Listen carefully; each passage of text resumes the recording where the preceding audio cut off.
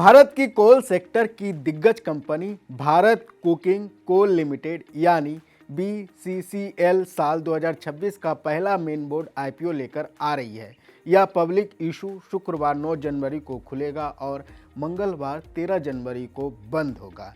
BCCL कोल India की subsidiary company है और देश की कोकिंग कोल सप्लाई में इसकी अहम भूमिका मानी जाती है।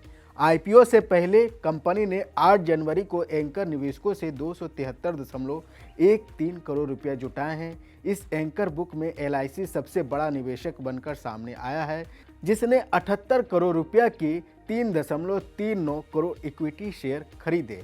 इसके अलावा निप्पॉन इंडिया म्यूचुअल फंड और बंधन म्यूचुअल फंड ने 75 करोड़ रुपया के करीब 3.26 करोड़ शेयरों में निवेश किया। बड़े संस्थागत निवेशक की मौजूदगी इस इशू को लेकर बाजार में भरोसा दिखाती है। अब सवाल यह है कि BCCL IPO में पैसा लगाना चाहिए या नहीं।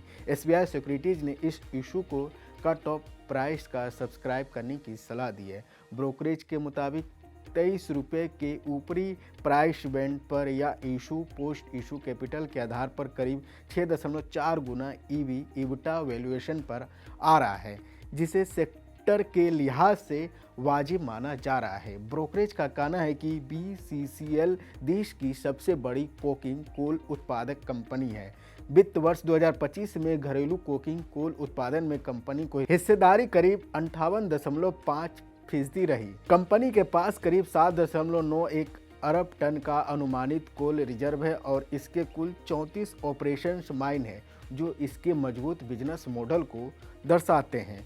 वहीं जागरण बिजनेस से बातचीत करते हुए मार्केट एक्सपर्ट आस्था जैन का क्या कहना है, आइए जानते हैं। जी, बिल्कुल। देखिए, अगर हम यहाँ पे बात करते हैं तो ये एक लार्जेस्ट कोकिंग कोल कंपनी है और ये जो लार्जेस्ट कोकिंग कोल कंपनी है, क्योंकि ये लार्जेस्ट इस वजह से क्योंकि अराउंड 58.5% जो टोटल मार्केट का अकाउंट करती है ये कंपनी। अगर मैं यहाँ पे बात करती हूँ तो कोकिंग कोल प्रोडक्शन की, और ये 2025 के आंकड़ों के हिसाब से, तो ये कंपनी काफी बढ़िया है। यहाँ पे जो रिजर्व्स हैं वो भी बहुत स्ट्रांग है, क्योंकि इनके जो रिजर्व्स है लगभग 7,910 मिलियन टन के रिजर्व्स हैं। और ये जो डेटा दिया गया है ये अप्रैल 2024 के आंकड़ों के हिसाब से है। तो कंपनी का यहाँ पे और सबसे बड़ी बात है, जैसा आपने भी बताया, कोकिंग कोल में है ये कंपनी। लार्जेस्ट कंपनी है इंडिया में और साथ में ही सब्सिडियरी है कोल इंडिया की, और 100% सब्सिडियरी है ये कोल इंडिया लिमिटेड की। और इस कंपनी के हमने जब फाइनेंशियल्स देखे तो फाइनेंशियल परफॉर्मेंस हमें यहाँ पे एवरेज लगी। जो इनके रिटर्न रेशियोज थे वो तो ठीक ठाक थे, लेकिन एक चीज जो इसका एक आकर्षण हो सकती है इस आईपीओ का, वो इसकी वैल्यूएशन है। क्योंकि गीतू, ज्यादातर हम देखते हैं कि जब भी आईपीओ आते हैं तो वैल्यूएशंस थोड़े से हमेशा ज्यादा होते हैं, लेकिन ये एक ऐसा आईपीओ है जिसमें वैल्यूएशंस लेस देन 10, यानी कि सिर्फ 9 के मल्टीपल पे ये एक आईपीओ आ रहा है। तो यहाँ पे वैल्यूएशंस हमें काफी रीजनेबल लगे, और वो एक मुख्य कारण है कि हमें लगता है कि इस आईपीओ में अप्लाई करना चाहिए। सबसे पहले तो जो भी कोल इंडिया के शेयर होल्डर हैं, अगर उनकी डीमेट अकाउंट में कोल इंडिया के शेयर 2 जनवरी तक रखे हुए हैं तो वो बिल्कुल एलिजिबल होते हैं इस आईपीओ में पार्टिसिपेट करने के लिए शेयर होल्डर कैटेगरी में। मैं यहाँ पे रिटेल कैटेगरी की बात नहीं कर रही हूँ, शेयर होल्डर कैटेगरी की बात कर रही हूँ। क्योंकि इसमें जब आप शेयर होल्डर कैटेगरी में किसी भी आईपीओ में अप्लाई करते हैं तो उसमें ये देखा जाता है कि आप शेयर होल्डर में किस हिसाब से माने जाएंगे। 2 जनवरी को अगर आपके डीमेट अकाउंट में कोल इंडिया के शेयर्स पड़े हुए हैं तो आप एक कोल इंडिया के शेयर धारक माने जाएंगे, और उसके बाद आप शेयर होल्डर कैटेगरी में अप्लाई कर सकते हैं। पहली चीज ये।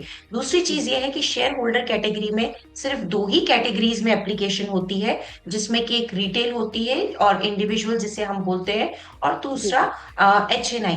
तो कोई कंपनीज यहाँ पे नहीं कर पाएंगी अप्लाई शेयर होल्डर कैटेगरी में। सिर्फ रिटेल इंडिविजुअल्स या फिर HNI जो रहते हैं वो लोग शेयर होल्डर कैटेगरी में अप्लाई कर सकते हैं। तीसरी चीज है कि शेयर होल्डर कैटेगरी में 2 लाख रुपए तक की अमाउंट के लिए अप्लाई किया जा सकता है, उससे ज्यादा के लिए नहीं किया जा सकता। अगर ग्रे मार्केट प्रीमियम यानी GMP की बात करें तो कुकिंग कोल इंडिया IPO के शेयर ग्रे मार्केट में करीब 50% प्रीमियम पर कारोबार कर रहा है। यह मजबूत लिस्टिंग के संकेत दे रहा है, लेकिन बाजार विशेषज्ञ यह भी साफ कहते हैं कि जीएमपी एक अनऑफिशियंस इंडिकेटर होता है और इसमें तेज़ी से बदलाव हो सकता है, इसलिए केवल इसी आधार पर निवेश का फैसला नहीं करना चाहिए। इस आईपीओ का पूरा स्ट्रक्चर ऑफर फॉर सेल्स के है, जिसके तहत कोल इंडिया अपनी 10% हिस्सेदारी बेच रही है।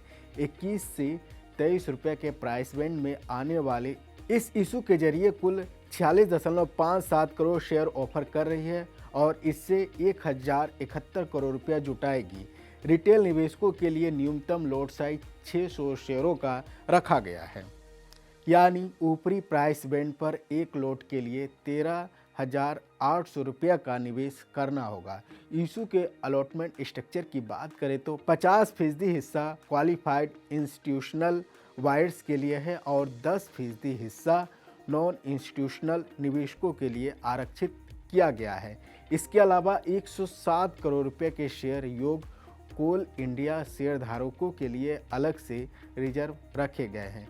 जो निवेशक 1 जनवरी 2026 तक कोल इंडिया के शेयर होल्ड कर रहे हैं वे इस कोटे में आवेदन कर सकते हैं। पात्र कर्मचारियों की प्रति शेयर 1 रुपये की छूट भी दी जाएगी। 23 रुपये के ऊपरी प्राइस बैंड पर BCCL का पोस्ट इशू मार्केट कैप करीब 10,711 करोड़ रुपया रहने का अनुमान है। लिस्टिंग के बाद भी कोल इंडिया की हिस्सेदारी लगभग 90% रहेगी, जो न्यूनतम पब्लिक शेयर होल्डिंग नियम से काफ़ी ज़्यादा है। हालांकि कुछ जोखिम ऐसे भी है कि जिन पर निवेशकों की नज़र रखनी चाहिए। लंबी अवधि में कोल रिजर्व का घटना टॉप 10 ग्राहकों में 80% से ज़्यादा रेवेन्यू की निर्भरता और आने वाले समय में रिन्यूएबल एनर्जी के बढ़ते इस्तेमाल से कोल की मांग बढ़ने के असर और ऐसे फैक्टर हैं जो भविष्य में कंपनी के बिजनेस को प्रभावित कर सकते हैं। BCCL देश की सबसे बड़ी कोकिंग कोल उत्पादक कंपनी है और इसके ऑपरेशंस